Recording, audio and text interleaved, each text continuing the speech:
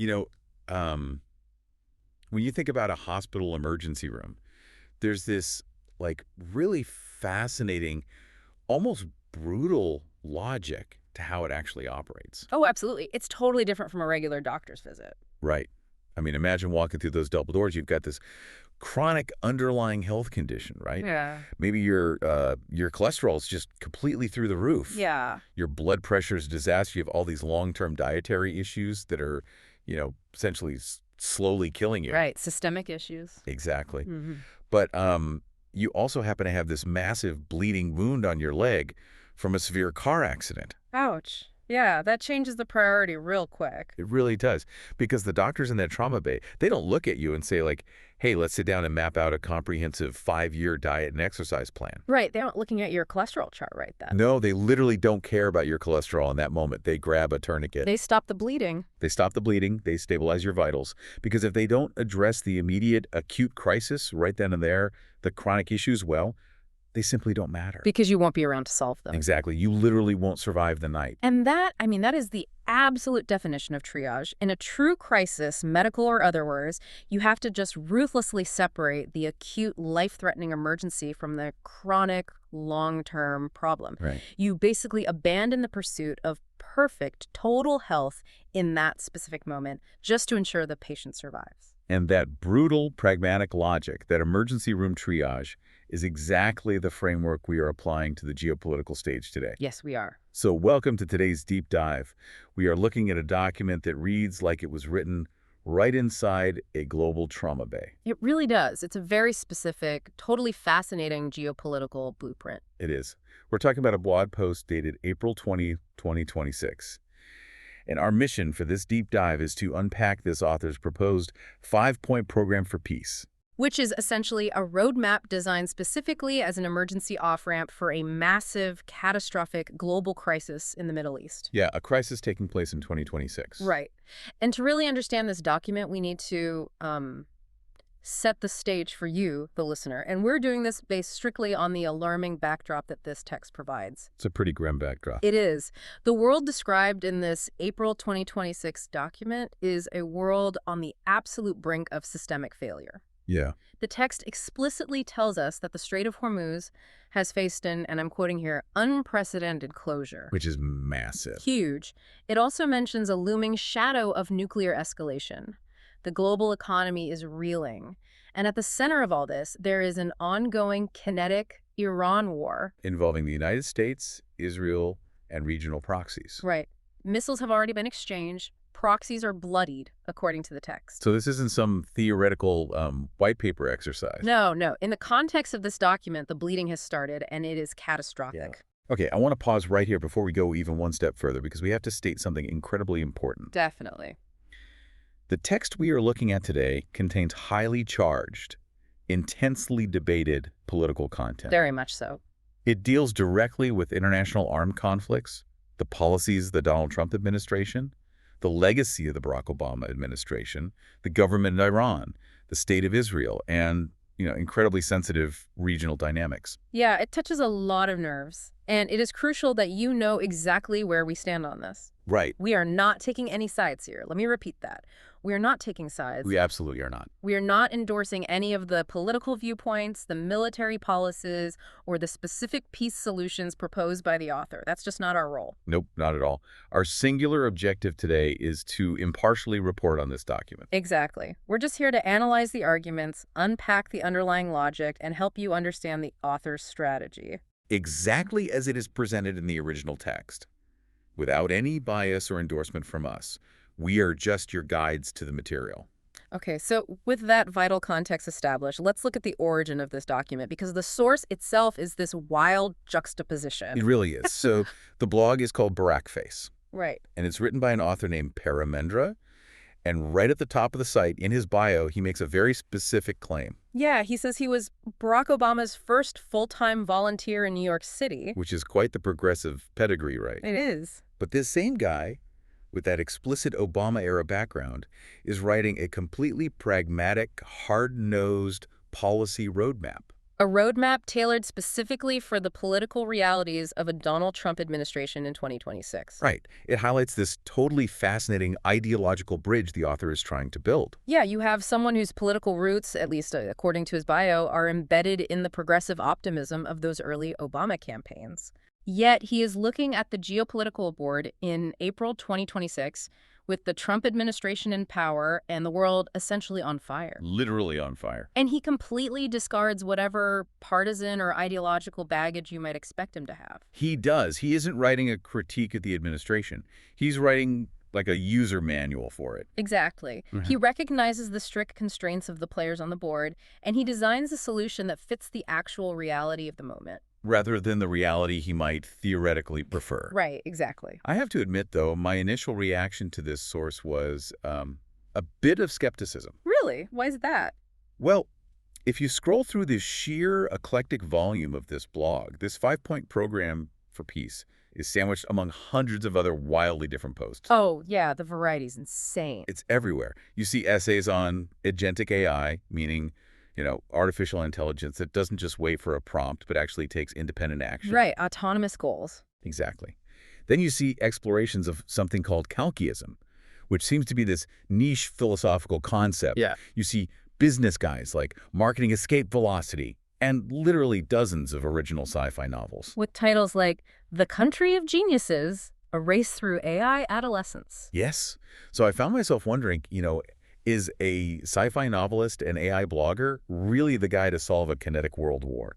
It's a completely understandable skepticism, but the eclectic backdrop is actually incredibly revealing. How so? Well, we aren't just looking at the work of a traditional specialized think tank policy wonk who only studies Middle Eastern borders, right? We are looking at the mind of a highly prolific, cross-disciplinary thinker, someone who spends his time conceptualizing autonomous AI systems, future economic models, and complex science fiction narratives. So he sees patterns. Exactly. When a mind like that, an intensely structured, pattern-seeking mind, turns toward a kinetic world war, it views the conflict as a catastrophic system failure. Oh, I see. It explains the almost algorithmic, step-by-step nature of the 5-point program.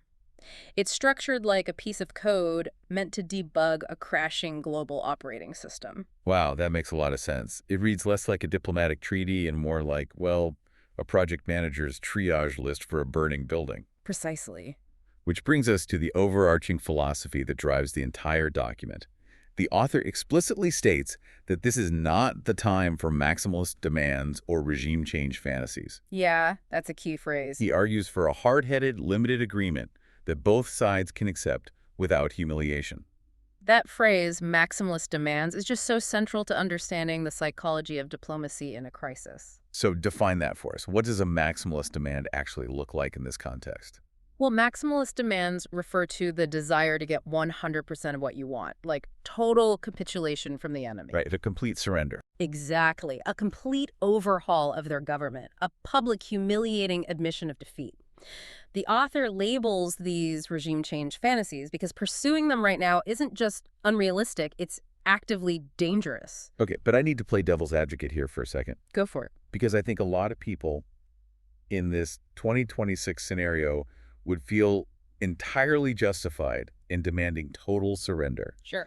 I mean, if the world is literally on the brink of nuclear escalation and the global economy is collapsing because a major international waterway is shut down, isn't it entirely rational to demand the absolute dismantling of the regime causing it? It feels rational emotionally, yeah. Right. If you're the U.S. and its allies, why settle for a limited agreement? You'd want to ensure this regime can never, ever do this again. It's a completely natural human reaction to crave a definitive, permanent resolution. We want the threat totally vanquished. Right, we want the villain gone. But the text directly addresses why that impulse is actually counterproductive in a trauma bay. The author asserts that demanding perfection leads to continued economic hemorrhage and wider war. Think about the mechanics of cornering an adversary. Like putting them up against a wall. Exactly. If you try to force an authoritarian regime into utter humiliation, if you demand they essentially sign their own death warrant, you back them into a corner where fighting to the death becomes their only logical option. Because they have nothing left to lose. Right. The goal of this proposed deal isn't to fix the Iranian regime's internal nature or ideology overnight. That is a chronic issue. Like the high cholesterol. Yes. The goal is to secure three very specific acute deliverables: denuclearization, open shipping lanes, and an end to the active shooting. Stop the bleeding. Exactly. I want you, the listener, to really think about this in the context of your own life, because this applies everywhere. It really does. Have you ever been in a high-stakes negotiation? Maybe it's a massive business deal that's falling apart, or maybe it's just a deeply fractured personal relationship. Yeah, we've all been there. How often does demanding a total ideological victory, like needing the other person to admit they were entirely wrong and you were entirely right, completely ruin the chance for a functional, immediate fix? Almost every time. Sometimes, avoiding humiliation for the other party is literally the only way to get them to sign the paper. Because in diplomacy, saving face isn't a mere courtesy, it is a structural cornerstone of conflict resolution. Yeah. If a leader cannot go back to their own people, especially their own hardliners, and present the deal as something other than a total humiliating defeat, they simply will not sign it. They cannot survive it politically. They'd be ousted. Or worse. Right. So the author's workable realism is built entirely around this concept. Yeah. You have to give the adversary a way to walk away with their dignity intact, even while you are extracting massive concessions from them. And to be clear, the concessions the author demands right out of the gate are massive. Huge. To achieve this workable realism, he starts with what has to be the hardest possible pill for Iran to swallow. The very first point. Yes, point one. The program demands an absolute end to Iran's nuclear program and the physical handover of all enriched uranium to international custody. And the text calls this non-negotiable, and the single most important concession Tehran must make. And what's totally fascinating here is how the author grounds this demand entirely in the political reality of the U.S. in 2026. Right, the domestic politics. He points out that the Trump administration came into office with a clear mandate to reject the 2015 Obama framework. Yeah. He states that going back to that old deal would be politically toxic at home and strategically reckless abroad. And again, considering the author's background as an Obama volunteer, he is deeply validating the political constraints of the Trump administration here. It really is a remarkable piece of realpolitik. The author is essentially saying, look, regardless of how anyone feels about the 2015 deal historically, the political math in Washington has fundamentally changed. The reality is what it is. Exactly. The current 2026 administration cannot and will not accept a framework that relies on trusting Iran to self-regulate. So how is this new demand different? We need to look closely at the distinction the author makes between the flawed 2015 framework and this new proposal. The distinction is entirely physical. Physical. Right. It's not about international inspectors or camera feeds or promises of compliance anymore.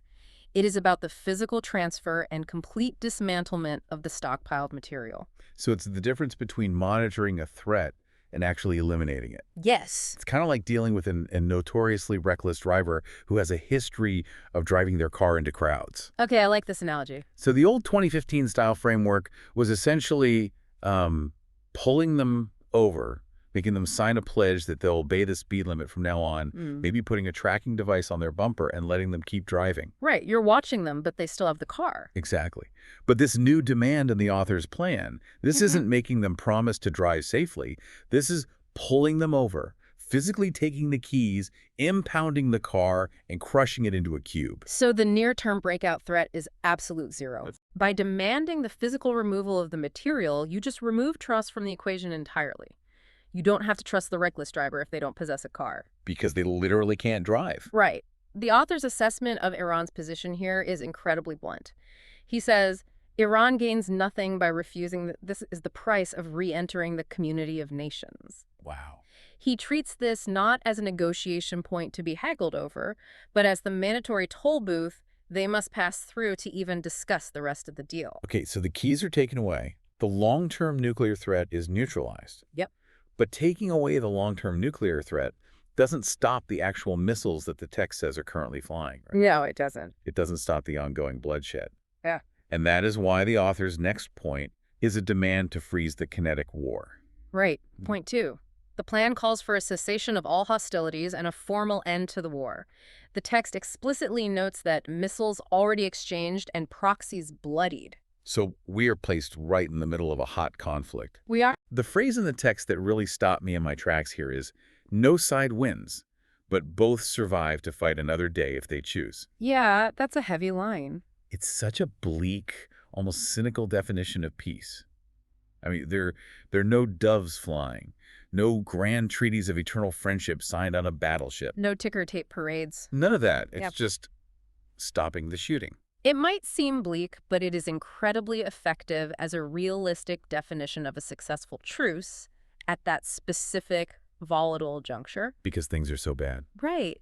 When you are in the middle of a kinetic conflict, the immediate goal isn't harmony.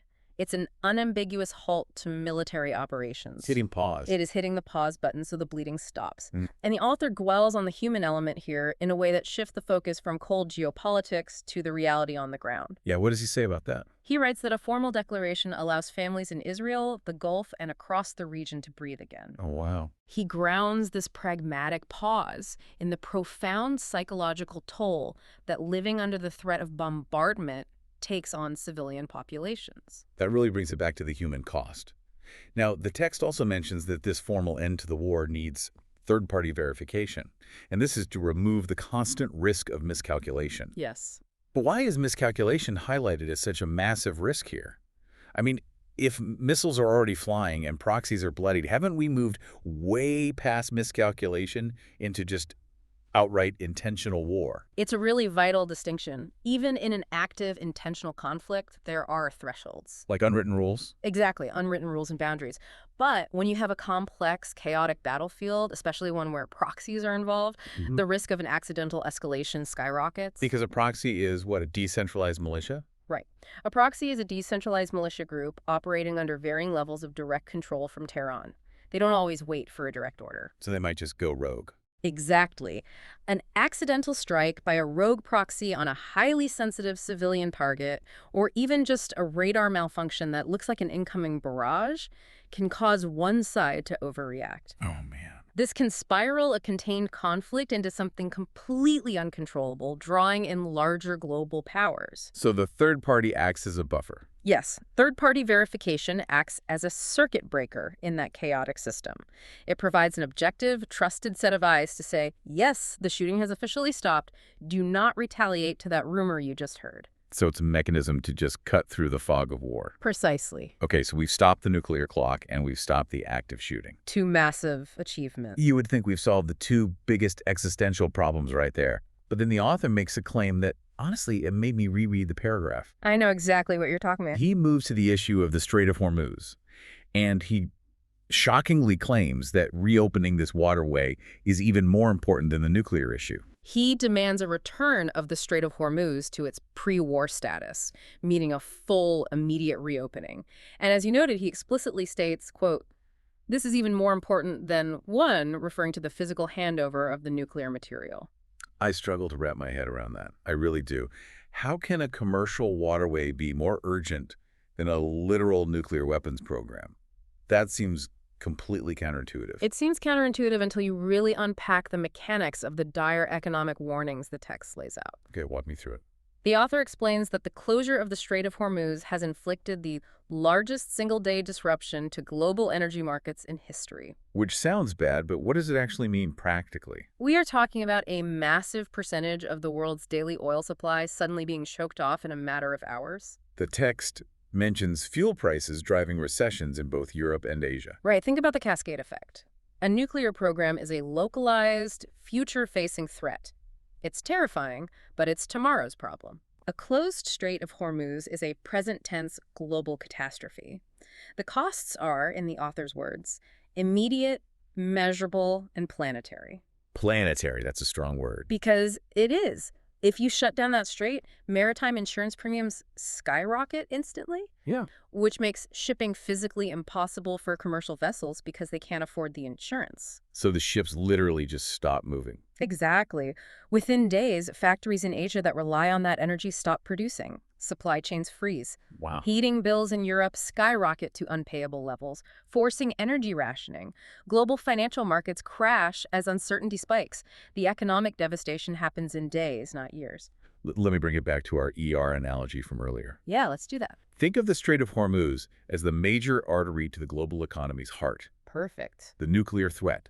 That's like getting a diagnosis for a long-term, potentially fatal illness, like a slow-growing tumor. It's terrifying. It requires serious intervention, and you absolutely have to treat it. You do. But if your main artery gets clamped shut right now, you are going to have a massive heart attack and die in minutes. Exactly. The slow-growing tumor simply doesn't matter if your heart stops beating today.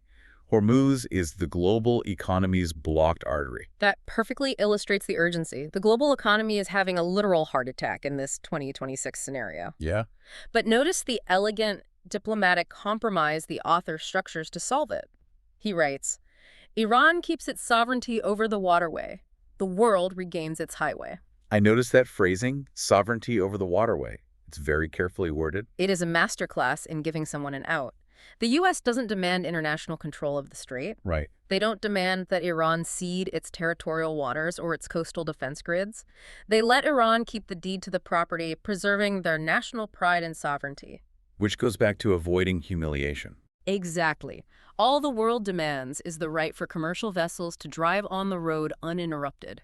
It gives the global economy exactly what it needs to survive without unnecessarily infringing on Iranian territorial pride. Okay, so let's look at the scorecard of this deal so far. Let's do it. Point 1.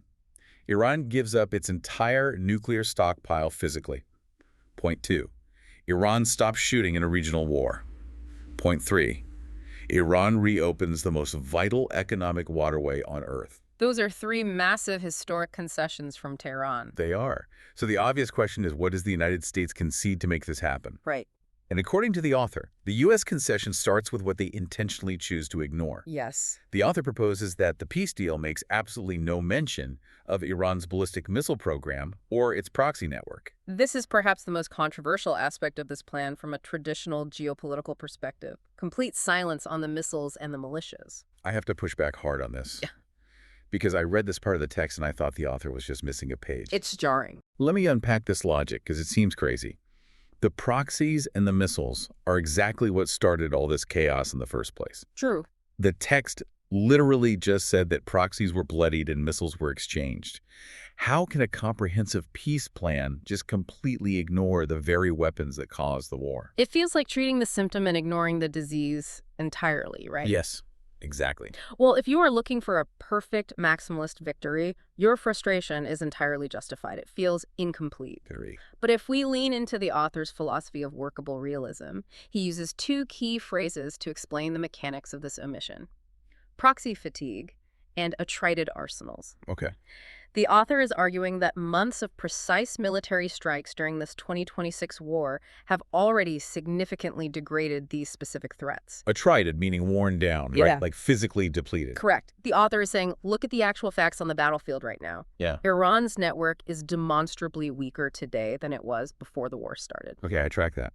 And here is where the concept of realism requires knowing when to stop pushing comes into play. The proxy network and the missile program are the absolute core pillars of Iran's regional defense strategy. It's all they have. It is their entire mechanism for projecting power. If the United States demands the formal, written dismantlement of those programs in a treaty, it forces Tehran into a corner it absolutely cannot exit.